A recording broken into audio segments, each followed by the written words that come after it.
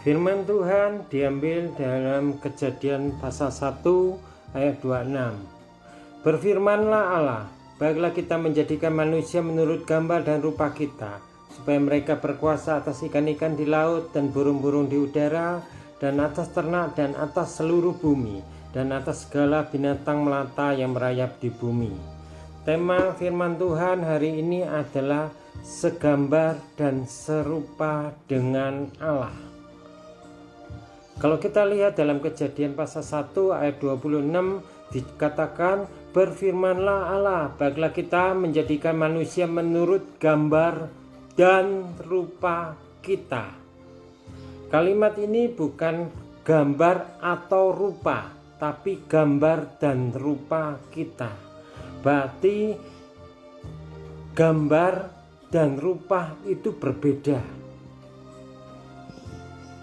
Banyak orang berkata gambar dan rupa itu sama, tapi di dalam ayat ini dikatakan gambar dan rupa kita, berarti gambar dan rupa itu berbeda.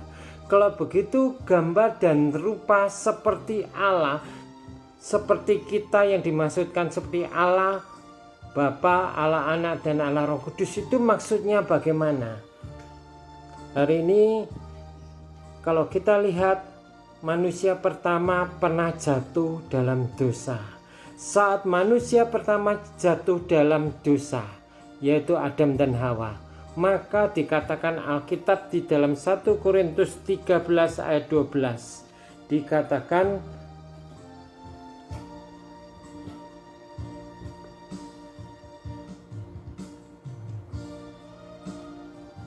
karena sekarang kita melihat dalam cermin suatu gambar yang samar-samar, tetapi nanti kita akan melihat muka dengan muka. Sekarang aku hanya mengenal dengan tidak sempurna, tetapi nanti aku mengenal dengan sempurna seperti aku sendiri dikenal. Ini dikatakan Alkitab, manusia saat jatuh dalam dosa, maka gambar dia itu mulai rusak. Dikatakan, diibaratkan kita melihat cermin suatu gambar yang samar-samar. Kenapa cermin itu gambarnya samar-samar? Karena dosa itu menghalangi sehingga cermin itu tidak bisa kelihatan secara jelas. Kalau kita lihat dalam kehidupan kita, cermin itu untuk melihat diri kita.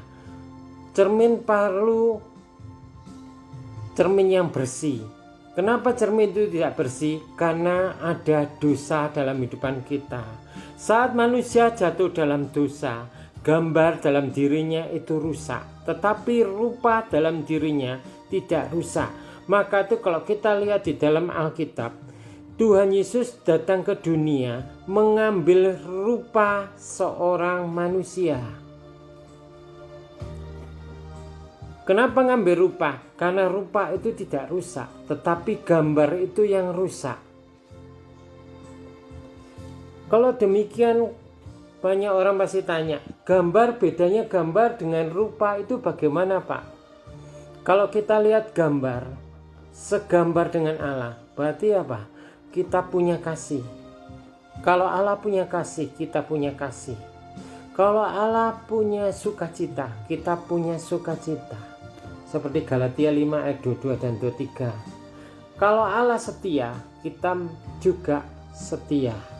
Tapi gara-gara kita dosa, karena dosa itu gambar kita mulai rusak, kasih kita mulai hambar, kesetiaan kita mulai hambar, cinta kita mulai hambar, sukacita kita mulai hambar. Banyak dalam kehidupan kita mulai hambar, dan satu demi satu mulai hambar. Semakin kita jauh daripada Tuhan, maka kita semakin hari akan semakin hambar di hadapan Tuhan dan di hadapan sekeliling kita. Kita tidak bisa mengasihi manusia secara total. Kita juga tidak bisa mengasihi Allah secara total, karena ada sesuatu yang menghambat dalam kehidupan kita. Karena hambar dalam kehidupan kita, karena kita sedang hidup dalam gambaran. Tuhan Yesus mengasihi saudara. Dia ingin mengubah kehidupan kita. Yang kedua, selain gambar, yaitu rupa. Tuhan Yesus datang ke dunia mengambil rupa seorang manusia.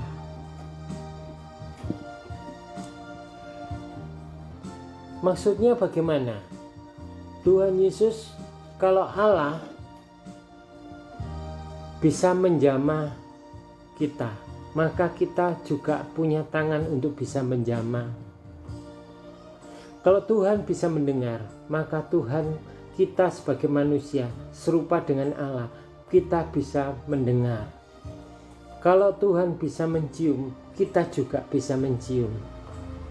Kalau Allah itu bisa tersenyum, kita juga tersenyum. Jadi serupa itu diibaratkan seperti gambar manusia, punya hidung, punya mata, punya telinga, punya tangan, punya kaki. Allah berjalan, kita juga bisa berjalan. Maka itu muncul seni rupa, yaitu bentuk dalam tubuh manusia. Jadi bedanya gambar dan rupa itu beda.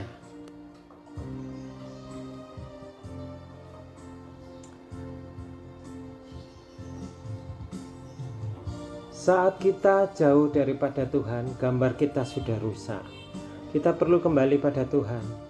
Tuhan Yesus datang ke dunia untuk mengembalikan semuanya, supaya kita segambar dan serupa dengan Allah. Berapa banyak kehidupan kita sudah lupa pada Allah, kehidupan kita sudah jauh daripada Allah. Tuhan hari ini mengasihi engkau. Hari ini Dia memanggil engkau sekali lagi dalam kehidupan kita. Dia maukah dalam kehidupan kita mau memberikan hidupnya kita dalam hadirat Tuhan? Maukah kehidupan kita mau diubahkan dalam kehidupan kita dalam hadirat Tuhan? Rendahkan hatimu, jangan sombong. Kalau engkau tidak mau merendahkan hidupmu, engkau tidak akan bisa bertemu dengan Allah. Hanya orang yang tangan bersih dan hatinya bersih yang bisa bertemu, yang bisa naik dalam kerajaan surga, yang naik ke gunungnya Allah. Hari ini berikan hidupmu kepada Allah, maka engkau akan melihat rencana Allah yang luar biasa. Kita buka 2 Korintus 3 ayat 16. Tetapi apabila hati seorang berbalik pada Tuhan, maka selubung itu diambil daripadanya. Sebab Tuhan adalah roh, di mana ada roh Allah, di situ ada kemerdekaan. Di ayat 18, dan kita semua mencerminkan kemuliaan Tuhan dengan muka tak terselubung, dan karena kemuliaan itu datangnya dari Tuhan yang adalah roh, maka kita diubah menjadi serupa dengan gambarnya dalam kemuliaannya yang semakin besar. Kalau kita lihat di ayat 16, tetapi apabila hati seorang berbalik pada Tuhan, maka selubung itu diambil daripadanya. Kita karena dosa hidup dalam selubung dosa. Tuhan melihat kita dan kita melihat diri kita secara rohani. Kita melihat secara samar-samar. Kita kehilangan kasih. Kasih kita mulai hambar. Kita kehilangan kesukaan, kegembiraan. Kita kehilangan banyak hal dalam kehidupan kita. Tuhan mau dalam kehidupan kita kembali sekali lagi ke hadirat Tuhan. Apakah saudara seiman dalam Tuhan mau hidupnya dipulihkan, mau kembali ke hadapan Tuhan? Tuhan mengasihi engkau. Dia sangat mengasihi engkau.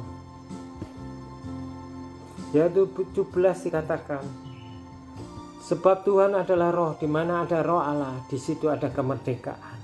Hari ini terima Tuhan Yesus. Izinkan Dia bekerja dalam hidupmu. Dikatakan Alkitab, di situ ada kemerdekaan. Selama ini kita dibelenggu oleh dosa. Kasih kita, sukacita kita, damai sejahtera kita, kesabaran kita, kemurahan dan kebaikan, kesetiaan, kelemah lembutan, penguasaan diri mulai hambar dalam kehidupan kita. Buka hatimu, jadikan Kristus sebagai Tuhan dan Rajamu, maka engkau akan dimerdekakan. Dan ayat 18 dikatakan, dan kita semua mencerminkan kemuliaan Tuhan dengan muka yang tidak terselubung.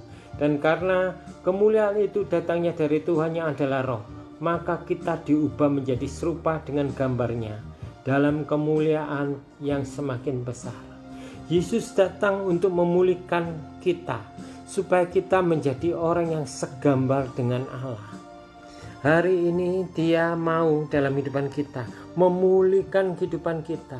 Apakah saudara mau memberikan hidupnya pada Tuhan?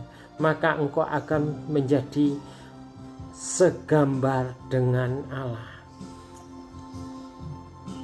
Jadikan Kristus dalam hidupmu. Selamat pagi, Tuhan memberkati saudara semua. Salam dari Pendeta Lim Tin Ping. Tuhan memberkati. Amin.